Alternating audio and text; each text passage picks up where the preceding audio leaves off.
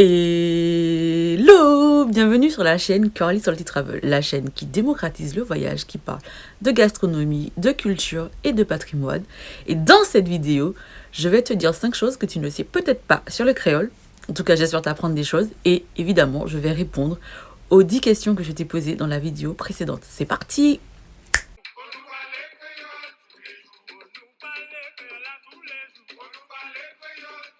Alors, le numéro 1, je ne sais pas si vous savez, je ne sais pas si tu sais, la langue régionale la plus parlée en France, c'est le créole.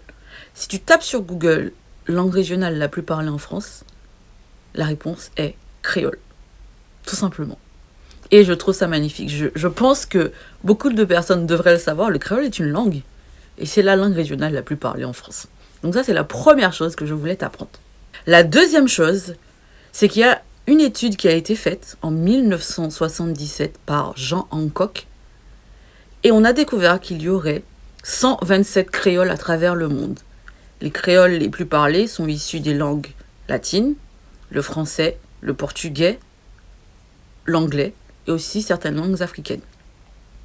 Cette étude a été faite par un professeur en linguistique aux États-Unis, précisément au Texas. Qui l'eût cru? En tout cas, ça a été fait, ça existe, et on dénombre beaucoup de créoles et je trouve ça magnifique. Parce que mine de rien, ça prouve que c'est pas juste un petit patois. C'est une langue qui existe, même si évidemment tout le monde ne comprend. Tous les créoles ne se comprennent pas entre eux. Moi, j'ai beaucoup de mal à comprendre le créole réunionnais. D'ailleurs, le créole haïtien aussi, il y a des choses où j'ai un peu de mal, mais je pense aussi que c'est lié au fait qu'on parle vite quand on parle créole. Mais n'empêche que ce sont deux choses très intéressantes à savoir, je trouve. La troisième chose à savoir, c'est que le mot créole viendrait du terme criollo en portugais, qui signifie « noir né dans les colonies ». Et ce mot a une étymologie latine, criare, qui veut dire nourrir ou élever. C'est plutôt intéressant à savoir. En tout cas, moi, je trouve. Parce que le créole, on voit que on dit que c'est un patois. Il n'y a pas si longtemps que ça que c'est normal de le parler.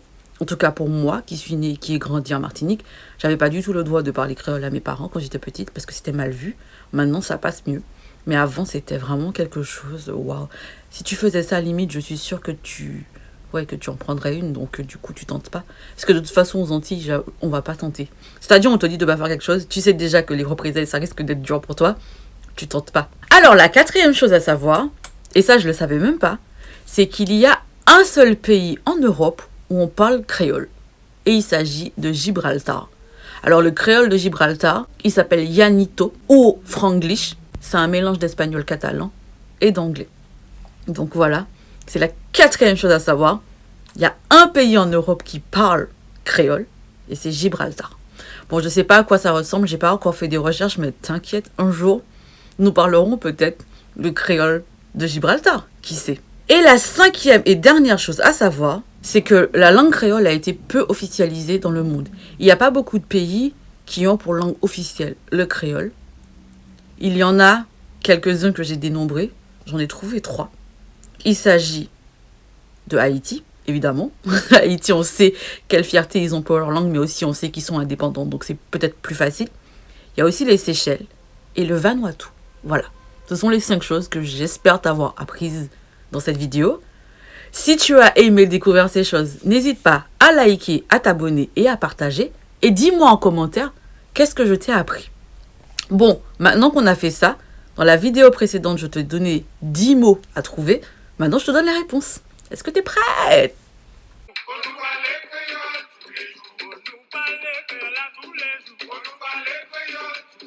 Alors, le numéro 1, c'était Vumtak. Aujourd'hui, il ne pleut pas, donc je n'ai pas besoin de mon Vumtak. Mon pas besoin Vumtak moyen. Un Vumtak, c'est un parapluie, tout simplement. Pourquoi il s'appelle Vumtak, le parapluie? Je pense parce que quand tu l'ouvres, ça fait Vum et t'entends tac. Voilà.